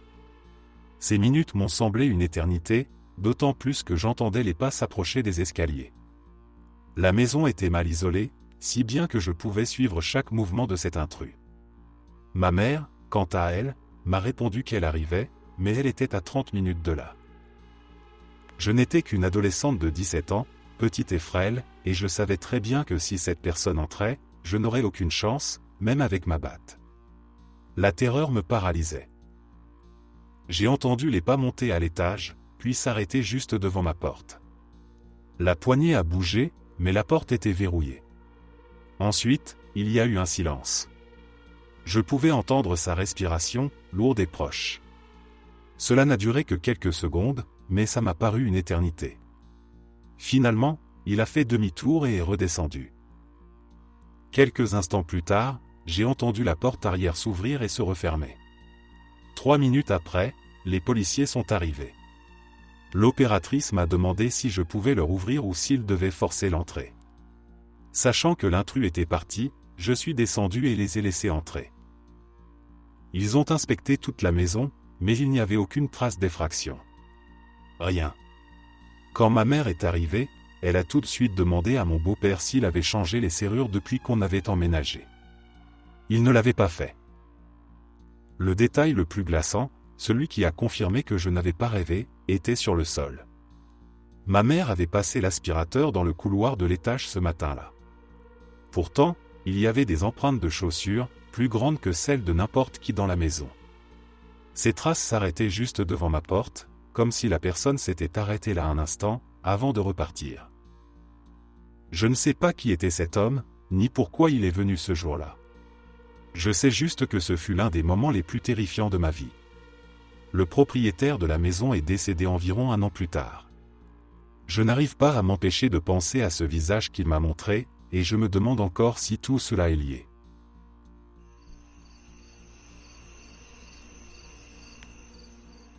J'avais environ 6 ou 7 ans à l'époque, et ma mère était une toxicomane sévère. Elle s'occupait à peine de moi quand j'étais petite.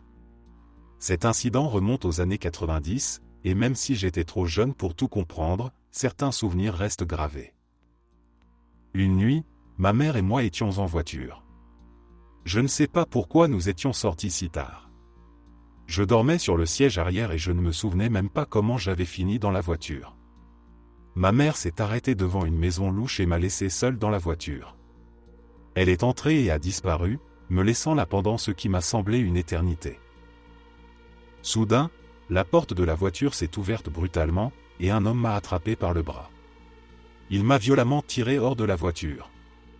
Je me suis mis à crier et pleurer, mais il m'a regardé droit dans les yeux et m'a dit « Tais-toi et ne pense même pas à courir, sinon je te tue ». Cet homme avait une barbe négligée, un regard de fou furieux. J'étais terrifié. J'ai obéi. Il me tenait fermement par le bras, referma la portière de la voiture, et m'entraîna dans la rue. Je me retournais sans cesse pour regarder la maison où ma mère était entrée, espérant qu'elle sortirait à la dernière seconde pour me sauver. Mais plus nous avancions, plus la maison disparaissait dans l'obscurité. J'étais paralysé par la peur, les larmes aux yeux, mais trop terrifié pour pleurer ouvertement.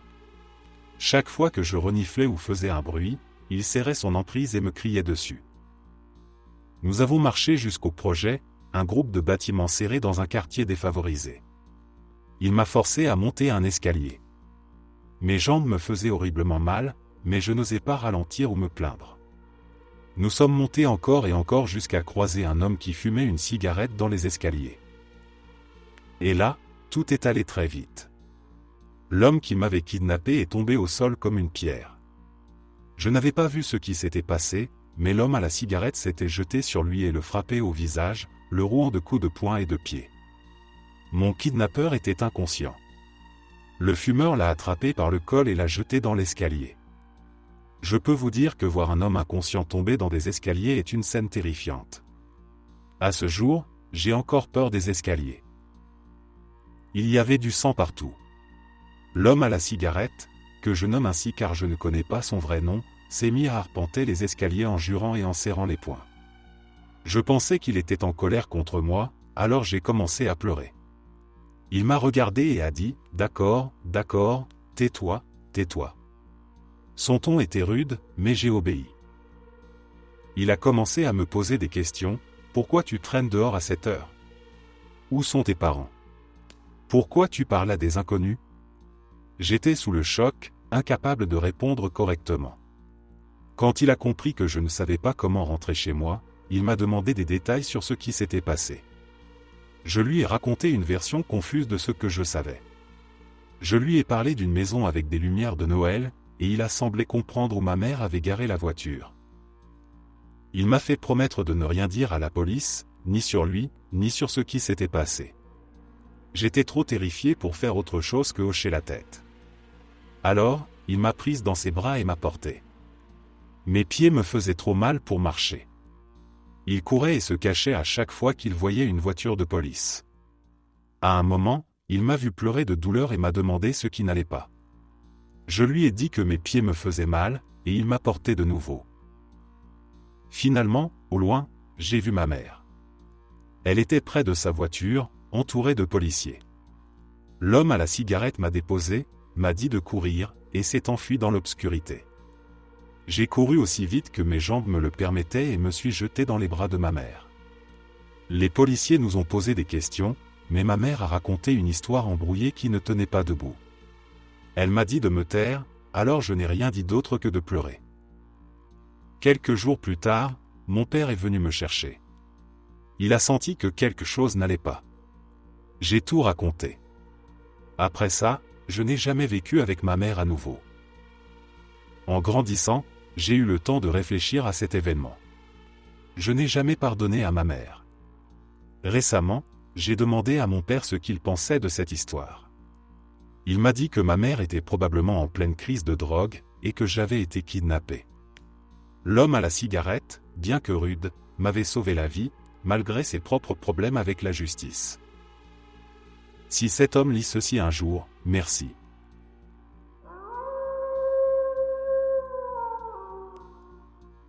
Wendell était un homme sans abri qui mendiait près de mon université. Quand j'avais de la monnaie en trop, je la lui donnais.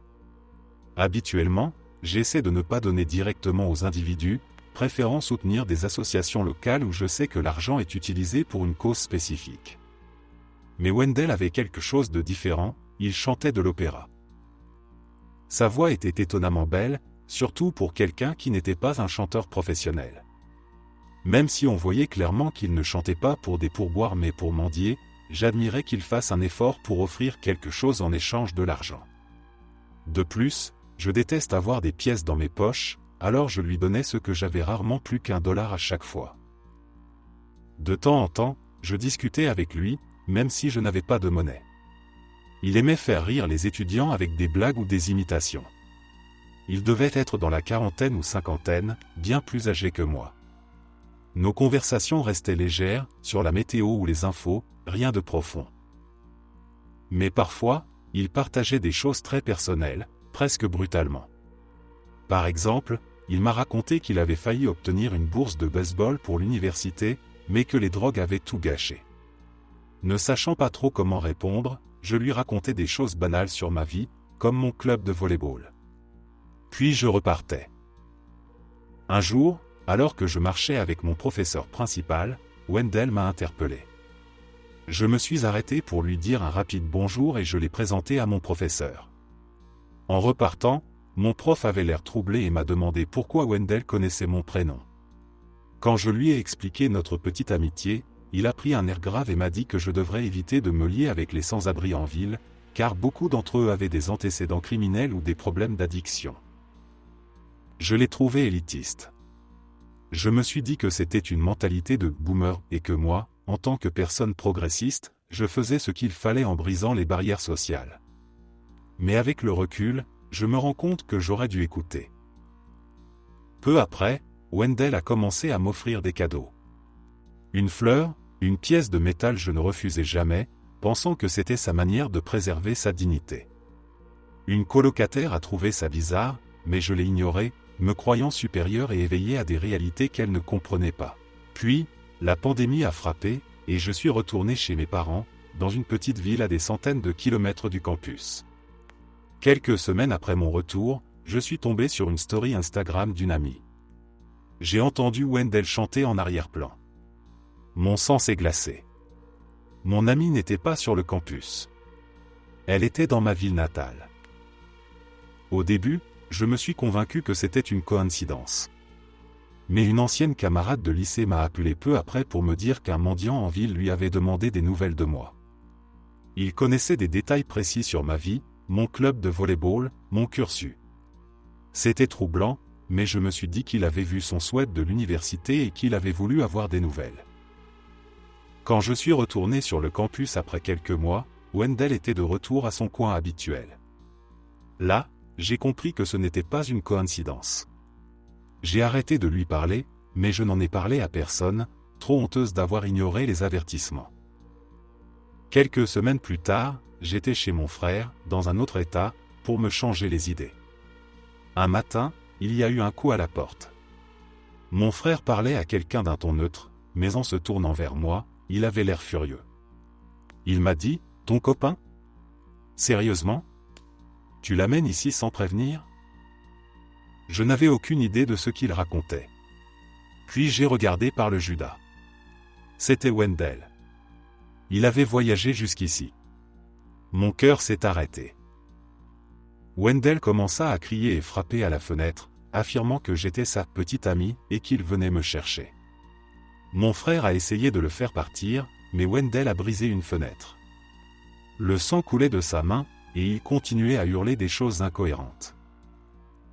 Mon frère a crié « Appelle la police !» Ce que j'ai fait, tremblante de peur. La police est arrivée rapidement et a arrêté Wendell sans résistance. Il disait aux policiers qu'il devait sauver sa petite amie. Alors qu'il l'emmenait, Wendell s'est mis à chanter de l'opéra. Une image qui me hantera toujours.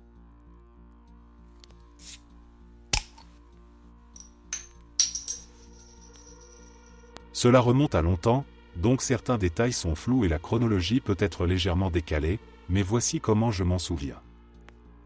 Au début des années 2000, ma famille vivait en Europe. En décembre 2001, nous rentrions en Amérique latine pour les vacances de Noël. Mon frère et moi, tous deux lycéens à l'époque, voyagions avec notre père sur un vol Paris-Miami. Mon père était assis en classe affaires, tandis que mon frère et moi étions en classe économique, dans les sièges du milieu. Le vol a commencé comme n'importe quel autre, absolument rien d'inhabituel. Environ 4 ou 5 heures après le départ, je lisais tranquillement un livre, à moitié somnolente, quand j'ai entendu une femme dire non à voix basse, presque comme un murmure. Cela a rapidement augmenté en intensité, jusqu'à ce qu'elle hurle « Non. Non. Non. » Je lève les yeux et vois une hôtesse de l'air quelques rangées devant moi, penchée sur un passager assis près du hublot. Mon premier réflexe a été de penser qu'il s'agissait d'une urgence médicale. Mais son cri était si paniqué que cela ne semblait pas correspondre. Les passagers autour étaient étrangement figés, comme moi. Mon frère, par contre, a immédiatement bondi de son siège, enjambant la personne assise à côté de lui, pour aller voir. En une fraction de seconde, tout bascule. Des passagers se lèvent pour l'aider, et la tension dans l'avion devient palpable. Je vois un homme très grand, avec de longs cheveux noirs et bouclés, qui lutte avec l'hôtesse. Mon frère revient rapidement vers moi pour dire « Il y a quelque chose qui cloche ». Puis il retourne sur les lieux. Bientôt, une foule de passagers essaie de maîtriser cet homme. Des cris, des gestes désordonnés, c'est le chaos. Un extincteur circule de main en main depuis l'arrière de l'avion. J'ai cru qu'il y avait un incendie, et un sentiment de panique totale m'a envahi. Finalement, un steward frappe violemment l'homme au visage avec le cul de l'extincteur, le désorientant. On demande des ceintures, des écouteurs ou tout ce qui pourrait servir à l'attacher. Mon frère donne sa ceinture, et ils finissent par ligoter l'homme à son siège. Malgré tout cela, personne ne comprenait encore vraiment ce qui se passait. Un médecin est demandé pour l'endormir, mais aucun air Marshall ne se manifeste, ce qui rend la situation encore plus tendue. Le pilote annonce finalement qu'il y a eu une violation de la sécurité et que nous sommes détournés vers l'aéroport de Boston-Logan. Il ajoute qu'il n'est pas certain que l'homme agisse seul et invite les passagers à faire connaissance avec leurs voisins. Nous sommes alors au-dessus de l'Atlantique, à plusieurs heures de l'arrivée. En approchant des États-Unis, nous voyons des jets de chasse encadrer l'avion des deux côtés.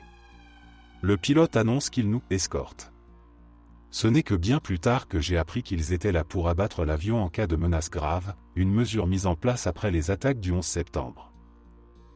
Nous atterrissons finalement à Boston. Un groupe d'intervention lourdement armé monte à bord, coupe les liens de l'homme et l'emmène hors de l'avion. Une fois sur le tarmac, nous restons assis pendant des heures sans explication. On nous escorte finalement dans une zone de récupération des bagages entourée de barrières métalliques. L'attente y est interminable. Les enfants pleurent, les gens s'énervent, et les conditions sont insupportables. Au bout d'un moment, des pizzas sont distribuées et des chaises mises à disposition. Chaque passager est interrogé par le FBI. Il fouille minutieusement nos bagages, nos chaussures, et procède à des palpations. Nous découvrons enfin ce qui s'est réellement passé. L'homme, Richard Reed, était un terroriste qui avait tenté de faire exploser l'avion avec une bombe dissimulée dans sa chaussure. Reed avait déjà été repéré par la sécurité française la veille, mais, inexplicablement, il avait été autorisé à voler le lendemain. La pluie de ce jour-là avait mouillé ses chaussures, ce qui l'a empêché d'allumer correctement la mèche. Une hôtesse a remarqué l'odeur de soufre quand il a essayé d'allumer des allumettes, et c'est ainsi que l'attaque a été empêchée. Aujourd'hui, Reed purge plusieurs peines de prison à perpétuité. Ce souvenir me rappelle à quel point nous avons échappé de peu à une catastrophe. Ce fut l'un des moments les plus éprouvants de ma vie, et il continue de me hanter.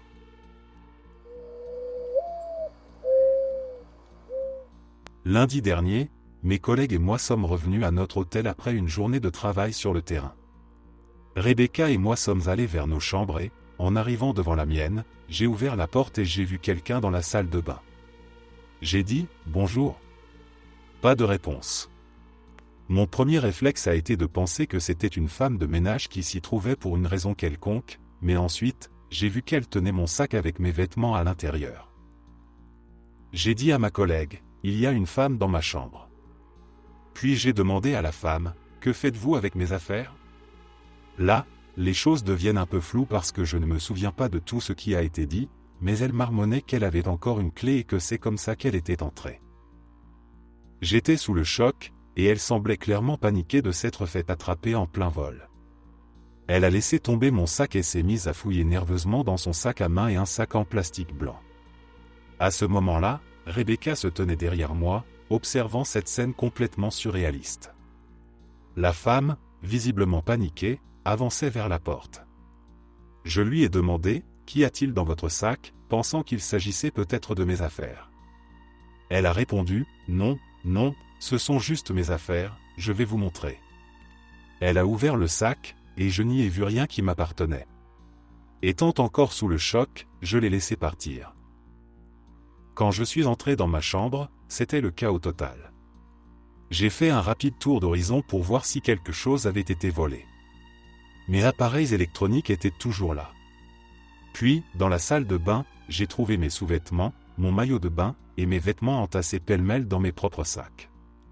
Même mon passeport y était. Sur le comptoir, j'ai vu qu'elle avait fouillé dans mes médicaments. Pris d'une impulsion irréfléchie, j'ai couru hors de la chambre pour essayer de la retrouver. J'ai cherché dans la buanderie et autour de l'hôtel, mais je ne l'ai pas vue. Résignés, Rebecca et moi sommes allés à la réception pour signaler l'incident, puis avons rappelé la police. De retour dans ma chambre, j'ai remarqué quelque chose d'étrange sur mon lit, une petite batte en métal, un peu plus grande qu'une batte de baseball miniature, mais avec une lampe torche fixée au bout. Elle avait dû la laisser dans sa précipitation. Il y avait aussi un collier qui semblait être tombé de son sac pendant qu'elle fouillait dans mes affaires. Ce qui m'inquiétait le plus, c'était qu'elle ait pu partir avec mes médicaments. Quand la police est arrivée, ils ont pris nos dépositions et examiné la chambre. J'ai montré aux agents des morceaux de plâtre dans le lavabo, mais ni eux ni moi ne comprenions d'où cela venait. Nous avons vérifié la porte et les fenêtres pour voir si elle avait forcé l'entrée, mais rien n'indiquait une effraction. Nous avons donc supposé qu'elle avait une clé, bien que la réception de l'hôtel assurait que c'était impossible. Les policiers ont fouillé l'hôtel, pensant qu'elle pourrait encore être dans les parages. Mais après avoir pris nos déclarations, ils n'avaient rien de plus à faire et sont partis. C'est alors que, en regardant les morceaux de plâtre dans le lavabo, quelque chose m'a frappé. Je me suis tourné vers Rebecca et lui ai dit « Aide-moi à retirer ce miroir du mur ». Derrière le miroir, il y avait un trou juste assez grand pour qu'une personne désespérée puisse s'y glisser. À l'intérieur, nous avons trouvé un oreiller, des couvertures, des vêtements, des cigarettes et une brosse à dents. Cette femme vivait littéralement dans le mur derrière mon miroir, et Dieu sait depuis combien de temps. Je suis immédiatement descendu pour informer les policiers, qui étaient encore sur le parking. Une des policières a roulé des yeux, mais son collègue plus jeune a décidé de venir voir. Quand ils ont vu l'espace derrière le miroir, ils ont appelé le premier agent qui était venu. J'ai entendu à la radio, c'est pas vrai. Le premier agent est revenu, a pris des photos, et était aussi choqué que nous. Apparemment, l'hôtel avait réalisé des rénovations et avait simplement couvert certains trous dans les murs avec des miroirs au lieu de les reboucher correctement. Elle avait accès non seulement à ma chambre, mais probablement à d'autres. Elle aurait pu s'introduire dans les chambres des clients en leur absence. Nous avons immédiatement fait nos valises et quitté l'hôtel. En y repensant, je réalise qu'elle devait être là depuis longtemps. Lors d'un précédent séjour, je sentais parfois une odeur de cigarette et supposais que quelqu'un fumait dans une autre chambre et que la fumée passait par les conduits d'aération. Mais non, c'était une femme qui fumait juste derrière mon miroir. Cette expérience a été complètement surréaliste. Je prends un peu de temps pour m'en remettre, et je ne risque pas de séjourner dans des hôtels bon marché de sitôt.